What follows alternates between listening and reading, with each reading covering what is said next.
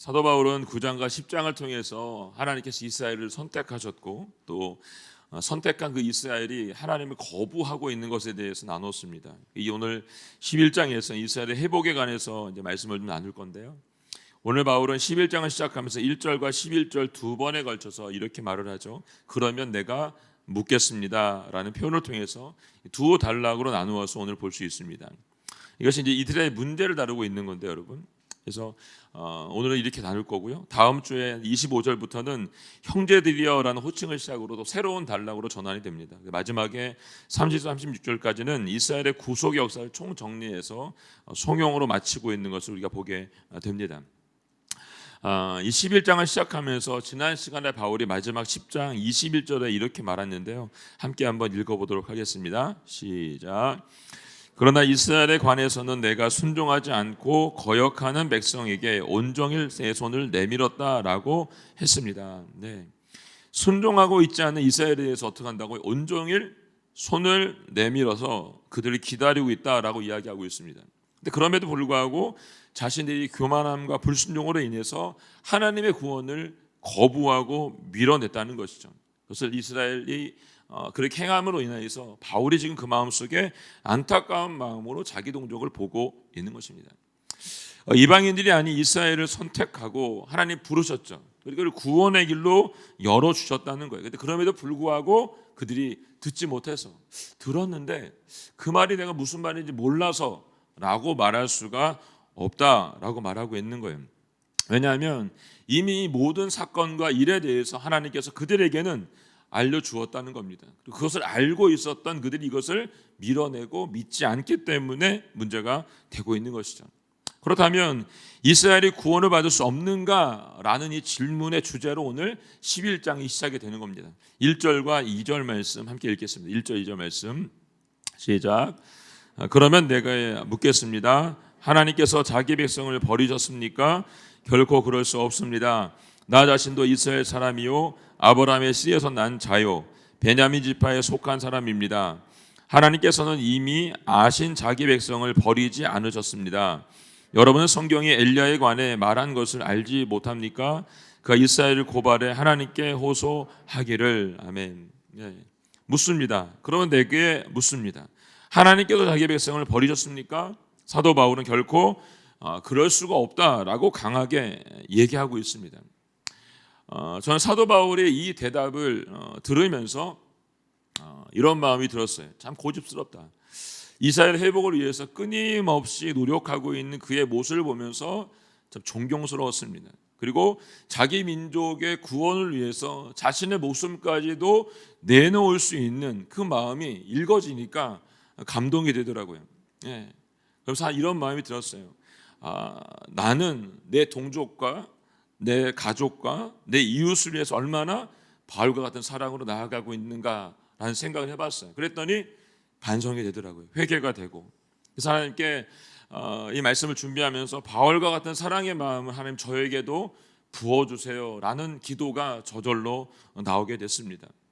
바울은 아무리 자기 동족이 하나님에게 불순종하고 밀어내고 거역하고 그렇게 하고 있다 할지라도 결코 하나님께서는 이 백성을 버리지 않으실까요? 라고 좀 대답을 하고 있는 것입니다. 겉으로 보기에는 소망이 없는 것 같아 보이지만 하나님께서는 절대로 이스라엘을 버리지 않으실 것이라는 믿음이 누구에게 있냐면 바울에게 있는 거예요. 그렇기 때문에 이 간절함으로 지금 이들에게 얘기를 하고 있는 거죠. 저는 오늘 이 간절함이 저와 여러분에게도 있기를 원합니다. 우리 동족을 향해서 또 우리 가족과 이웃을 향해서 믿음이 없는 우리가 전도하고 있는 그들에게 대해서 이런 간절한 마음이 오늘 우리에게 있기를 원합니다. 그래서 바울은 자신이 가지고 있는 알고 있는 이 확신을 가지고서 두 가지 사실을 가지고 증명해서 얘기를 하고 있어요. 그게 뭐냐면 첫 번째가 자기 자신의 예를 들고 있고요. 두 번째는 구약에 나와 있는 엘리야의 예를 통해서 말씀을 하고 있습니다. 첫 번째 증명이 1절 하반절에 나와 있는 함께 읽어보겠습니다. 1절 하반절 나 자신도 시작. 나 자신도 이스라엘 사람이요 아브라함의 씨에서 난 자요 베냐민 지파에 속한 사람입니다. 아멘. 네. 사도 바울 자신도 하나님 앞에 결코 구원받을 수 없는 존재였다는 거예요, 여러분. 자신도 이스라엘 사람이었고 아브라함의 씨였고 베냐민 지파에서 속해 있던 자였음에도 불구하고 나는 하나님을 거역했던 자였고 하나님을 믿는 자들을 감옥에 가두고 죽이려고 했던 자였다라고 지금 그가 얘기하고 있는 거예요. 근데 전적으로 하나님의 은혜로 내가 구원받을 수 있게 됐다라고 지금 얘기를 하고 있는 것이죠. 복음에 대해서 부정적이고 불순종한 이 태도를 보면서 그들도 나와 똑같구나 라고 하는 것을 바울이 알고 있는 거예요. 그랬던 내가 예수님을 만남으로 인하여서 구원받을 수 있었다고 한다면 내 동족인 이스라엘도 비록 지금은 그들이 모른다고 말하고 불순종하고 밀어내고 있지만 예수님께서 하나님께서 은혜를 베풀어 주신 그들도 돌아올 수 있을 거라고 하는 그 믿음과 확신이 바울에게 있다는 거예요. 이걸 증명하는 거죠. 두 번째 증명은 2절 하반절에 나와 있는 엘리야 예입니다. 함께 읽어볼까요? 여러분은 시작.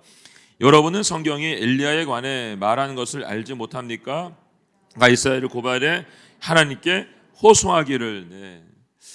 이스라엘 역사 속의 대표적인 암흑기라고 하면 아하방 시대를 이야기할 수 있어요.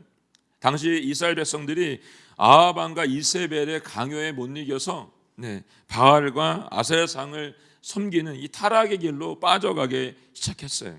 그 사람이 어떻게 하셨습니까? 3년 반 동안 그 땅에 기근을 내리셨고 엘리야를 통해서 그것을 바꾸시죠, 여러분. 근데 엘리야가 그때 당시 상황을 보니까 자기 주변에 믿는 사람이 하나도 없는 거예요. 그리고 나를 도와줄 만한 사람이 없다는 것을 알게 된 거죠. 그때 이 싸움을 시작한 거예요. 바알을 섬기는 450명의 예언자와 아세라를 섬기는 400명의 예언자와 함께 싸움을 하는 거죠. 850대 1로. 결과는 어떻게 됐죠, 여러분? 대승리였습니다, 여러분. 살아계신 하나님을 눈으로 증명해 보였고, 그리고 850명의 우상을 섬겼던 예언자들 모두 말살해 버렸습니다. 일로 화가 머리끝까지 치밀었던 이세벨이 엘리야를 죽이겠다고 난리를 피죠, 여러분. 그 절망 가운데 빠져있던 엘리야가 하나님 앞에 나 죽여달라라고 말을 하는 거죠. 하나님의 능력을 지금 바로 눈앞에서 지금 이 앞에서 보았음에도 불구하고 나를 도와줄 수 있는 사람이 아무도 없다라고 생각하니까 두려움이 온 거예요. 그 절망 가운데 빠지게 된 거죠. 그래서 3절 말씀에 이렇게 써있죠. 함께 읽어보게요. 3절 말씀 시작. 주여 그들이 주의 예언자들을 죽이고 주의 제단을 부수었습니다. 오직 저만 남았는데 그들이 제 목숨도 찾고 있습니다 라고 했습니다. 다 죽고 오직 나만 남았는데 내 목숨도 그들이 찾고 있습니다 라고 말하고 있습니다. 엘리야에게 죽은 자의 그림자가 도가오자 도망갈 데가 없다는 걸 알게 된 거예요. 그래서 열왕기상 19장에서 하나님께 차라리 나를 좀 죽여달라라는 이야기를 한 거죠. 이 죽음의 공포가 굉장히 그를 깊게 만졌다는 걸 볼 수 있습니다.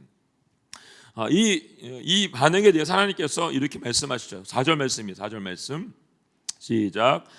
그러나 하나님께서 그에게 무엇이라고 대답하셨습니까? 내가 나 자신을 위해 바알에게 무릎을 꿇지 않은 7,000명을 남겨두었다라고 하셨습니다. 아멘. 엘리야가 자신의 주변을 보니까 모든 사람들이 지금 이방신들을 섬기고 있는 걸 보고 있는 거죠.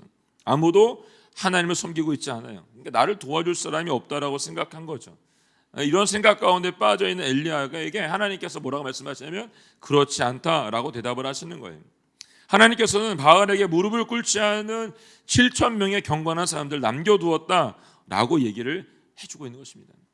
사랑하는 성도 여러분, 하나님의 부르심 가운데 나아가 승리를 이끌었던 엘리야가 주변에서 함께할 수 있는 사람이 없다라고 느껴졌을 때 하나님께 뭐라고 말씀하시냐면 하나님께서 너가 혼자가 아니다라는 것을 알려주신 겁니다. 우리가 지금 하나님의 부르심 가운데 하나님의 일들을 감당하고 있고 내가 하나님과 함께 이 일들을 마치고 있는데 주변에 나를 돕는 사람들이 없다라고 느껴질 때 여러분 걱정하지 마세요. 오늘 보니까 우리를 위해서 하나님께서 준비된 자를 마련해냈다라고 분명히 말씀해주고 있습니다. 이것을 믿으세요, 여러분. 세상이 혼란스럽고 이 나라도 교회도 가정도 우리의 아이들도 보면 참 어떻게 살아가야 될지 참 모르겠어요. 근데 지금의 인천실 속에서 하나님은 어떻게 해요? 남은 자를 두셨다는 거예요. 그 남은 자를 준비해 두었다라고 우리에게 알려주고 있는 것이죠. 이걸 믿으시면 됩니다. 제가 독일에서 한국에 돌아올 때 만났던 선교사님들이 계세요. 저도 제가 독일에서 한국에 돌아올 때 하나님이 주셨던 마음이 있었는데 그 마음들을 그 선교사님들과 나누는 시간이 있었어요. 그때 선교사님들이 했던 얘기가 뭐냐면 하나님께서 한국에 돌아가서 이 나라를 위해서 기도하라라는 말씀을 듣고 오셨던 분들이 꽤 있었어요. 3년 전에 여러분. 이 나라를 위해서 기도해라. 제가 독일에 있을 때도 제가 돌아올 때 하나님께서 그 마음을 저에게 두셔서 제가 함께 나눴던 기억이 있습니다. 이렇게 우리도 모르는 사이에 하나님은 바알에게 무릎을 꿇지 않고 기도할 수 있는 용사들을, 이 믿음의 용사들을 준비하셔서 믿음의 선한 싸움을 싸우게 만드신다는 것입니다. 저는 이 싸움을 저와 여러분이 함께 할 수 있기를 원합니다. 사도 바울은 엘리야의 사건을 통해서 이스라엘의 구원에 대한 두 번째 증명을 보여주신 것이죠. 그럼 5절의 말씀엔 뭐라고 되어 있을까요? 5절 말씀 함께 읽겠습니다. 시작. 그러므로 이와 같이 지금도 은혜로 선택을 받아 남은 사람이 있습니다. 예. 바울은 엘리야 시대의 상황을 통해서 자신이 살고 있는 지금도 하나님께서 지금도 이 7천 명의 사람들을 준비해 놓았다라고 생각을 하고 있는 거예요. 예. 바울의 이 주장은 아무리 이스라엘이 하나님께 불순종하고 교만하고 배교했다 해도 그 안에 남은 자가 있다는 거죠. 그들이 아무리 밀어내고 있고 상황이 아무리 어려워도 반드시 하나님께서는 그 남은 자를 거기 남겨두었고 그들을 통해서 하나님께서 일하실 거라고 하는 믿음이 바울에게 있었다는 거죠. 이 남은 자의 사상은 성경 전반에 걸쳐서 나타나고 있죠, 여러분. 노아의 홍수 사건 속에서 모두가 죽었지만 소수의 사람만 남았습니다. 소돔과 고모라가 멸망하는 그 사건 속에서 모두가 멸망을 했지만 그 안에 소수의 사람만 남아 구원을 받았습니다. 이사야 시대에도 구루토기와 같은 자들을 남겨놓았다라고 성경은 얘기하고 있습니다. 이 외에도 성경 구석구석을 보게 되면 하나님께서 이 남은 자들을 통해서 일하고 있는 것을 볼 수 있습니다. 지금도 그 남은 자를 통해서 하나님께서 일하고 계십니다. 특별히 이들 모두는 하나님의 은혜로 선택을 받은 자들이고요, 여러분. 은혜로 선택받은 이들은 어떤 행위로도 저희들이 결정한 것을 통해서 구원받는 것이 아니라 하나님의 주권적인 은혜로 구원받았다는 것을 알려주고 있습니다. 이제 바울이 이 남은 자를 통해서 주고자 하는 메시지가 무엇인가 봤더니 이것은 이스라엘을 결코 망하지 않게 하신다는 겁니다. 자신이 선택한 하나님 선택한 그 이스라엘은 결코 하나님께 버림을 받지 않게 될 거라고 확신을 그가 갖게 된 것입니다. 지난 세월 동안 지난 시간 동안 자신의 땅도 없이 나그네와 같이 살았던 이스라엘 세계 경제의 대부분을 그들이 잡고 있는 이유 중에 하나입니다. 수없이 많은 죽음의 고비 속에서도 여전히 남아있는 자들이 그들에게 존재하고 있는 것이죠. 이것이 이스라엘에게 주신 하나님의 값없이 주신 은혜라고 하는 것을 우리가 직접 눈으로 볼 수 있는 증거입니다. 6절 말씀 함께 읽겠습니다. 6절 말씀 시작. 그리고 만약 은혜로 된 것이면 행위로 인한 것이 아닙니다. 그렇지 않으면 은혜는 더 이상 은혜가 되지 못합니다. 아멘. 하나님께서 남겨놓으신 이들이 착하고 선하기 때문에 남겨놓은 게 아니고 여러분 은혜로 남겨놓았다는 거예요. 은혜로. 우리가 여러분 착하고 선하고 뭘 잘해서 남겨놓은 게 아니고 우리도 지금 은혜로 남겨져 있는 것이죠. 이 은혜가 값없이 주어진 것이 아니라고 한다면 그건 은혜가 아니라고 했습니다. 여러분. 지금 그 은혜가 이스라엘에게 떠나지 않았다고 한다면 지금도 그 은혜가 그 이스라엘 안에 남아져 있다라고 한다면 아직도 이 백성에게는 소망이 있다는 거예요. 여러분. 우리에게도 이 은혜가 떠나지 않고 있다고 한다면 이 소망이 우리에게도 있는 것입니다. 바울은 지금 이 참담한 현실 속에서 이스라엘 현실 속에서 하나님의 은혜가 계속해서 흘러가기를 원하고 있는 겁니다. 중요한 것은 불순종하는 모두가 구원을 받은 것이 아니고 여러분 은혜를 받았던 남은 자만이 구원을 받은 거예요. 지금까지 역사를 통해서 우리에게 증명되고 있는 것처럼 어느 민족이든 어느 국가든 여러분 전부 구원받지는 않았어요, 여러분. 그리고 어느 시대를 보아도 여러분 한 교회만 구원받은 적도 없어요, 여러분. 왜냐하면 그 교회 안에도 여러분 구원받을 자와 구원받지 못할 자, 남은 자와 남을 받지 못한 자가 있다는 것을 분명하게 우리에게 알려주고 있기 때문에 그래요. 근데 사람들을 가끔 만나보면 내가 교회를 다니니까 나는 구원을 받을 수 있을 거야 라고 생각하면서 묻습니다. 저는 그렇지 않다라고 말하고 싶어요. 구원은 어디까지나 하나님과 나 사이의 개인적인 문제이기 때문에 그렇습니다. 오늘 저와 여러분 모두가 하나님의 은혜를 받아 구원의 은혜를 누려서 이 남은 자로 살 수 있기를 예수님의 이름으로 축원합니다. 이제 바울의 첫 번째 질문에 한 가지를 더 생각해 보기를 원하는데, 그것은 하나님의 은혜로 택함을 받은 남은 자에 포함되지 못한 사람들, 그리고 끝까지 믿지 않은 사람들에 대해서는 어떻게 되는가에 대한 문제입니다. 7절 말씀 함께 읽겠습니다. 7절 말씀 시작. 그러면 무엇입니까? 이스라엘은 자기들이 찾던 것을 얻지 못했습니까?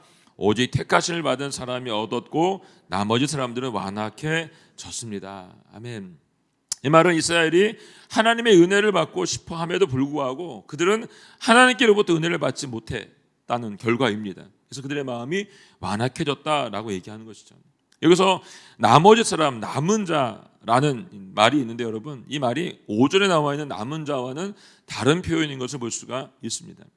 이 5절에 나와 있는 남은 자의 원어는 레인마이고, 레인마의 뜻은 은혜의 선택을 받은 자라는 뜻을 가지고 있습니다. 그럼 반면에 7절에 나와 있는 남은 자의 원어는 로이포인데, 이것은 유기된 자라는 뜻을 가지고 있습니다. 그렇기 때문에 이 7절에 남은 자는 유기된 자, 버림을 받은 자라는 뜻을 가지고 있다는 것입니다. 결국 이 말은 뭐예요? 그들은 자신의 구원이 어떻게 해요? 이르지 못하고 버림받고 구원받게 됐다는 것을 얘기해주고 있습니다. 그들이 버림받게 되고 완악해 된 배경이 있어요. 8절 말씀에 기록되어 있습니다. 8절 말씀 시작. 기록되기를 하나님께서 오늘날까지 그들에게 혼미한 심령과 보지 못하는 눈과 듣지 못하는 귀를 주셨다라고 한 것과 같습니다. 아멘. 오늘 성경 보니까 오늘날까지, 거기 밑줄 읽어보세요, 여러분. 여기에 주목하세요. 오늘날까지. 이 말은 옛날부터 지금까지를 함께 포함하고 있는 이중적인 어법을 쓰고 있는 거죠. 사도 바울이 이 어법을 사용한 이유가 뭐냐면, 그들이 옛날이나 지금이나 이 태도에 대한 변함이 없기 때문에 하나님께서는 옛날이나 지금이 여전히 그들을 혼미한 상태로, 보지 못하는 눈을, 듣지 못하는 귀를 주심으로 말미암아 은혜를 받을 수 없도록 하셨다라고 이야기하고 있는 거예요. 또 시편 69편 20절 23절의 말씀, 이 다윗의 시를 인용해서 기가 막힌 말씀을 또 왔어요. 그 말씀이 9절과 10절에 나와 있습니다. 함께 읽어볼까요? 9절 10절 시작.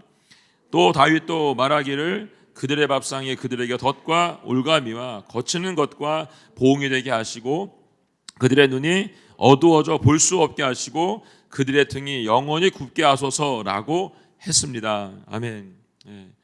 얼마나 무서운 저주입니까, 여러분? 슬프게도 어떤 사람들에게는 이 저주가 임했다는 거예요. 그리고 그 밥상이 그들에게는 이 덫과 올가미가 되었다는 것입니다. 생명을 살려야 되고, 우리가 살 수 있도록 만들어줘야 되는 이 밥상이 그 밥상이 되지 못했다는 거예요, 여러분. 여기서 주목해야 하는 것은 이 밥상이 그냥 밥상이 아니라는 거죠. 오늘 보니까 그들의 밥상이에요. 그들의 밥상. 그것도 밑줄 보세요, 여러분. 그들의 밥상. 이만 하나님께서 유대인들에게 베풀어 주신 밥상은 여러분 그냥 밥상이 아니고 생명의 밥상을 차려준 것이고 구원의 밥상을 그들에게 차려준 거예요, 여러분. 한 걸음 더 나아가서 이 밥상의 주체가 예수 그리스도가 되는 걸 볼 수 있습니다. 왜냐하면 예수님께서 우리에게 무엇이 된다 그랬죠, 여러분? 생명의 떡이 된다라고 말씀을 해주었어요. 그런데도 그들은 이 생명의 떡이 대신 구원의 밥상이 되고 생명의 밥상이 된 그 밥상을 어떻게 했어요? 예수님을 거부하고 밀어내고 받아들이지 않고 죽이기까지 했다는 것이죠, 여러분. 하나님이 베풀어 주신 이 구원의 은총인 이 밥상을 오히려 그들은 올무로 만들어버리고 걸치는 돌로 만들어버리는 것을 볼 수가 있습니다. 우리가 드리고 있는 예배를 한번 생각해 볼까요, 여러분? 우리가 드리고 있는 예배의 시간에도 여러분 세상의 생각으로 분주하게 생각하고 있다라고 하면 어떻게 될까요, 여러분? 예배를 드리고 있는 지금 이 시간에도 여러분 세상 일에 분주하고 회사 일에 분주하고, 지금 월드컵 기간인데 지금 축구 생각에 분주하면 안 되는 거예요, 여러분. 오늘 무슨 경기가 있지라고 생각하시면 안 되는 거예요, 여러분. 예배를 드리는 이 시간 마치고 난 다음에 뭘 할 건지, 뭘 먹을 건지, 뭘 할지, 놀러 갈 건지 이런 생각을 하지 말라는 거예요, 여러분. 그 예배를 통해서 하나님께서 어떻게 해요? 차려놓으신 밥상이 있다는 거예요, 여러분. 이 예배를 통해 여러분들에게 차려놓은 밥상이 있는데 그 집중을 못함으로 인해서 어떻게 우리가 발로 차는 꼴이 되어버린다라고 말해주고 있는 거예요. 이 첫 번째 질문에 대한 바울의 대답은 결코 그럴 수 없어였어요. 이 대답의 요구가 이런 거죠. 이스라엘 가운데 오직 선택을 받은 자만이 구원을 받을 수 있다라고 알려주고 있는 것입니다. 우리 안에도 하나님의 선택을 받은 자가 있고 남은 자가 있다는 것을 분명히 알려주고 있습니다. 이제 두 번째 물음에 대한 바울의 대답이 11절에 나와 있습니다. 함께 읽어볼까요? 11절 말씀 시작. 그러면 내가 묻겠습니다. 그들이 완전히 쓰러져 내버려야 할 정도로 넘어진 것입니까? 결코 그럴 수 없습니다.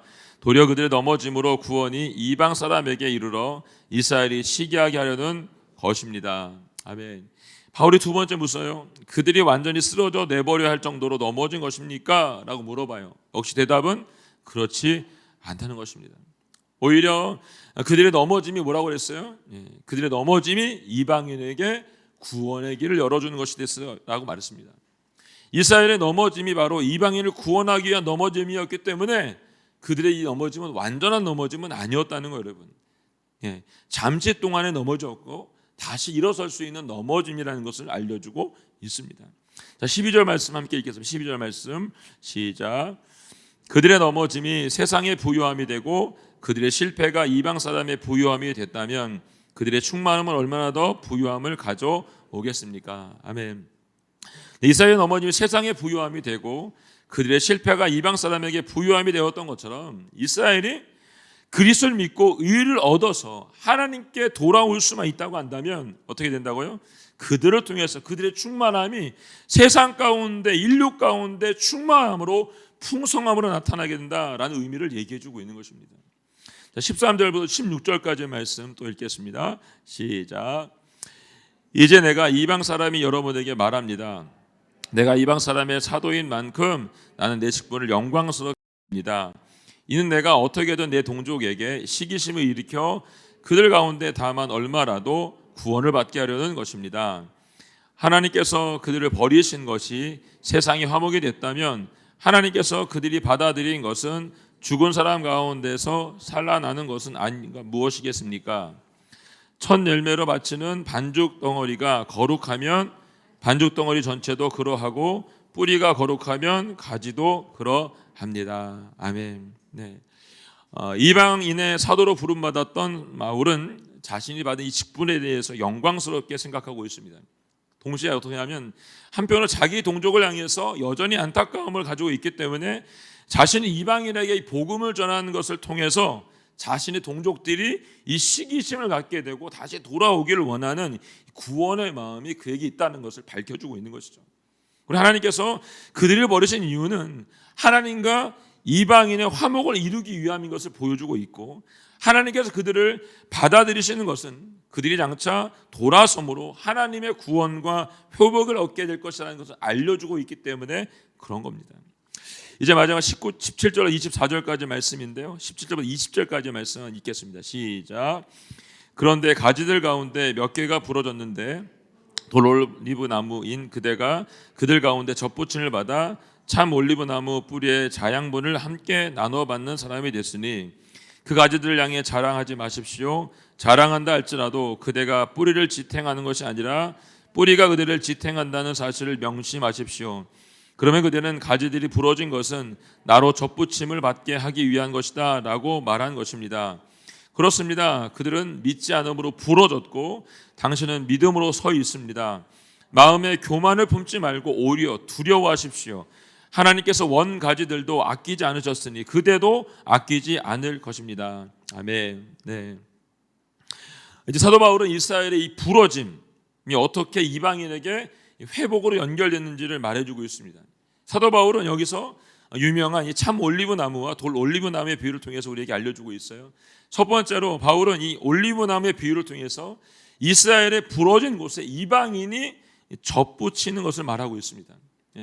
이스라엘의 이 부러진 것은 이 부들의 불신 때문에 부러진 것이었죠, 여러분. 그런데 이방인이 붙여지게 된 것은 그들의 믿음 때문에 붙여지게 됐다라고 얘기해주고 있는 것입니다.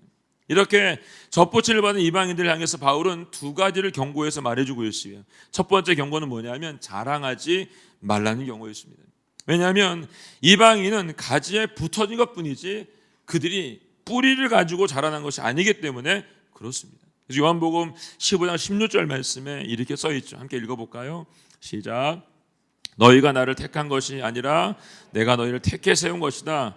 그것은 너희가 가서 열매를 맺어 그 열매가 계속 남아있게 하라는 것이다. 그러므로 너희가 무엇이든지 내 이름으로 구하면 아버지께 너희에게 주실 것이다. 아멘. 네. 너희가 나를 택한 것이 아니고 내가 너희를 택해 세웠다는 것입니다. 내가 하나님을 택한 것이 아니라 하나님께서 나를 먼저 생각하시고 나를 택하여 불러주셨다는 것이죠. 내가 태어나기 전부터 예수님께 십자가에 못 박혀 죽으심으로 말미암아 그 구원의 길이 이미 열려 있도록 만들어 주셨다는 것입니다. 모든 이방인의 구원의 뿌리는 이스라엘이라는 걸 분명하게 알려주고 있습니다. 만약 이스라엘 백성들이 불순종하지 않고 실패하지 않고 구원의 길로 들어갔었다고 한다면 여러분과 저는 이 구원의 길에 들어갈 수가 없는 존재입니다. 따라서 모든 이방인들은 구원받은 것에 대한 감격과 이 구원에 대한 감사를 하나님께 드리는 게 맞습니다. 그리고 구원의 뿌리를 기억하고 스스로 자랑하지 말아라 라고 좀 얘기하고 있는 것입니다. 두 번째는 교만하지 말고 마음에 하나님에 대한 두려움을 가져라 라는 이야기입니다. 왜냐하면 하나님의 어미하심이 원가지인 이스라엘에게도 임했죠, 여러분. 그렇다고 한다면 붙여져 있는 이방인의 가지인 너희들에게도 동일하게 이 어미하심과 위엄이 분명하게 임하게 된다는 것을 알려주고 있기 때문에 그렇습니다. 마지막으로 여러분, 바울은 감람나무, 올리브나무의 비유를 통해서 이스라엘이 접붙임을 받은 것이다 라고 말해요. 다시 그들이 접붙임을 받게 될 것이다. 오늘 이 말씀이 오늘 전체 말씀의 핵심이 되는 거죠. 23절 말씀 한번 읽겠습니다. 23절 말씀 시작. 또한 그들이 불신앙에 머물지 않는다면 다시 접붙임을 받을 것입니다. 하나님께서 그들을 다시 접붙일 수 있기 때문입니다. 아멘. 이스라엘이 다시 접붙임을 받을 수 있다 합니다. 불신앙에 머물지 않는다고 한다면 하나님께서 다시 접붙여 주겠다라고 말씀해 주고 계십니다. 원가지에 떨어져 나갔던 가지잖아요, 여러분. 근데 이것을 다시 붙여주겠대요. 원예적인 상식을 보게 되면 말이 안 되는 거죠, 여러분. 원가지 잘려서 나갔다고 하는 것은 여러분 재기능을 할 수가 없는 가지가 된 거예요. 근데 이것을 붙여서 살려주겠다라고 지금 말씀을 하고 있는 것이죠. 이 말은 뭡니까, 여러분? 하나님께는 불가능이 없다는 거예요, 여러분. 그들이 떨어져 나갔다 할지라도 다시 내가 붙여주겠다. 어떻게, 여러분? 불순종하지 않고 돌아오고 이것을 믿으면 내가 너희를 살려주겠다라고 말씀하고 있는 것입니다. 결국 바울은 하나님께서 이스라엘을 다시 회복시켜 주실 것이고 마지막 때 하나님께 다시 이스라엘을 건져 주실 것이라고 믿음의 선포를 지금 하고 있는 겁니다. 바울 한 사람의 믿음을 통해서 볼 수 있는 것은 진정한 이 구원을 통해서 한 개인의 구원뿐만 아니라 모두에게 구원이 이르게 된다는 것을 알려주고 있습니다. 예수님을 믿는 사람들 핍박하고 저주했던 바울이 이 예수를 믿게 되자 그 동족도 민족도 온 인류도 구원받을 수 있는 길을 열어 주었다는 것입니다. 이방인의 구원은 이스라엘 통해서, 이스라엘 구원은 이방인을 통해서 이루어지고 있는 것을 우리에게 알려주고 있습니다. 이것을 우리가 다 알 수는 없지만 하나님의 놀라운 계획과 섭리 가운데 이것이 이루어지고 있음을 믿으시기를 바랍니다. 우리가 지금 크리스마스 포유 전도 집회를 준비하고 있는데요, 여러분, 오늘 이 바울의 마음이 오늘 저와 여러분의 마음이 될 수 있기를 원하고 함께 기도하는 마음이 그렇게 일어났으면 좋겠다라는 생각을 해봅니다. 여러분, 우리만의 구원이 아니죠, 여러분. 내가 구원받고 내가 주님의 길로 들어설 수 있었다고 하는 것은 주님의 전적인 은혜였다는 겁니다. 오늘 우리에게 말씀하고 있는 건 나만 받는 구원이 아니라 내 가장 가까운 이웃, 가족, 내가 만나야 되는 사람들, 그리고 내가 지금 전도하려고 기도하고 있는 사람들, 그를 위해서 우리가 무릎으로 엎드리고 기도하는 시간, 그것이 오늘 우리에게 필요하다는 것 다시 한번 알려주고 있습니다. 저는 우리 모두에게 오늘 바울 같은 이 심정, 그 동족을 위해서 정말 내 목숨까지도 내놓을 수 있는 그 사랑이 우리 모두 가운데 있기를 예수님의 이름으로 선포합니다. 아멘. 우리 함께 찬양하고 기도하도록 하겠습니다. 오늘 찬양은 내 모습 이대로 사랑하신 하나님, 연약한 그대로 나를 사랑하신 하나님, 나의 발걸음을 주님이 인도하여 주십니다. 주님의 날개 아래 거하게 하시고 주님의 임재 가운데 있게 해주셔서 가장 큰 소망이 되시고 가장 큰 은혜가 되시는 주님과 함께 이 길을 가게 해주십시오 라는 고백을 주님 앞에 드리고 함께 기도하도록 하겠습니다.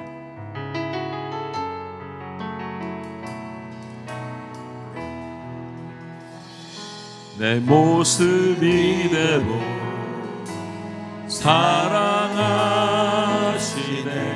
연약한 그대로 사랑하시네, 나의 모든 발걸음 주가 하시나니 날 인도하소서. 내 모습 이대로 사랑하시네. 연약한 그대로 사랑하시네. 나의 모든 발걸음 주가 하시나니 날 인도하소서. 주의 날개 아래 거하는 것, 주의 임재 아래 거하는 것, 나의 가장 큰 소망, 나의 가장 큰 은혜, 주와 함께 동행하느니 주의 날개 아래 거하는 것, 주의 임재 아래 거하는 것, 나의 가장 큰 소망, 나의 가장 큰 은혜,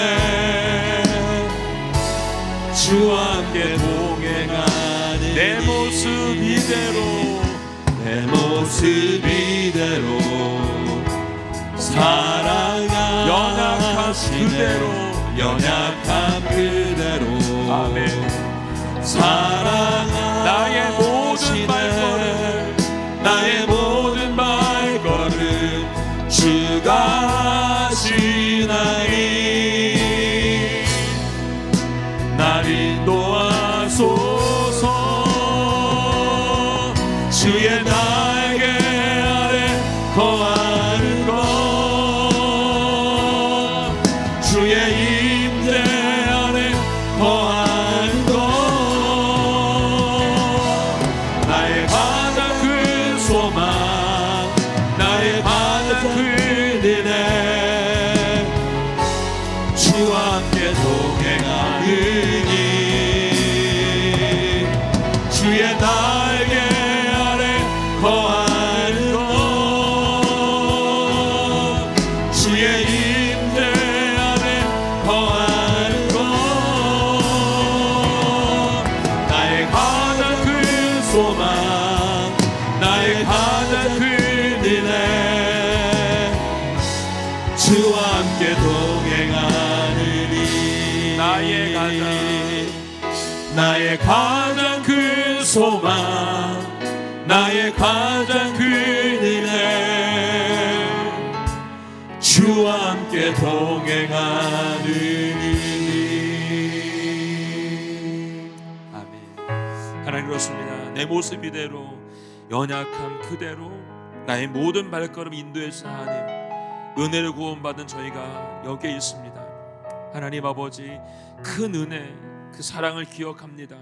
아버지 하나님, 그냥 저희만 받는 구원이 아니라 우리 이웃을 향한 구원이 되게 하여 주시옵소서. 이 바울의 사랑의 마음, 죽기까지 그 동족을 향해서 하던 이 마음, 끈질긴 그 마음을 저희 가운데 하여 주셔서 하나님 아버지, 온전히 주님의 구원이 이 땅 가운데 이루어지며 우리의 동족 가운데, 우리 가족 가운데, 이웃 가운데 이 많은 구원이 되게 하여 주시옵소서. 함께 고백하며 기도하겠습니다. 하나님 아버지, 하나님 아버지, 하나님의 자신을 바라봅니다. 하나님 아버지, 오늘도 저희를 사랑하시고 보시는 그 사랑을 기억합니다. 하나님 아버지, 우리 아버지 붙잡아 주시고 영원히 품어주시고 안아주시고 지금도 참고 기다리고 계신 하나님을 바라봅니다. 하나님 아버지, 나를 구원할 수 있도록 하나님 아버지, 우리 가족을 위해서, 우리 부모를 위해서, 이 땅을 위해서 기도하며 나아가기 원합니다. 아버지 하나님, 구원하여 주시옵소서. 구원의 길을 이끌어 주시옵소서. 주님의 길로 가게 하여 주시옵소서. 생명의 길로 가게 하여 주시옵소서. 말씀의 길로 갈 수 있도록 저희를 지키시고 보호하여 주시옵소서. 주님의 날개 아래, 임재 아래 거하는 저희 모두가 될 수 있도록 도우시고 인도하여 주시옵소서.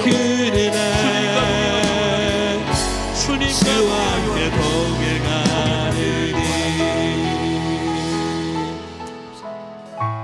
하나님 아버지, 영원히 죽을 수밖에 없었던 저희들을, 죄인된 저희들을 그 모습 그대로 받아주시고, 연약했던 그 모습 그대로를 받아주시고, 우리 모든 발걸음들이 아버지 앞에 나아갈 수 인도해 주신 그 주님의 이름을 찬양하며 감사드립니다.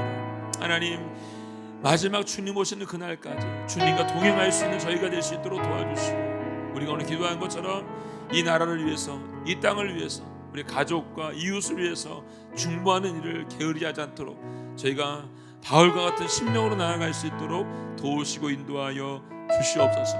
오늘도 우리를 주님의 계획과 섭리 가운데 불러주신 하나님 아버지, 주님의 종으로 살고 싶습니다. 하나님의 사람으로 살고 싶습니다. 주님 말씀하신 그곳에 그렇게 쓰임받고 싶습니다. 하나님, 저희를 영원한 주님의 도구로 사용하시고 인도하여 주시옵소서. 감사 찬양 주님께 드리며 예수님의 이름으로 기도하였습니다. 아멘.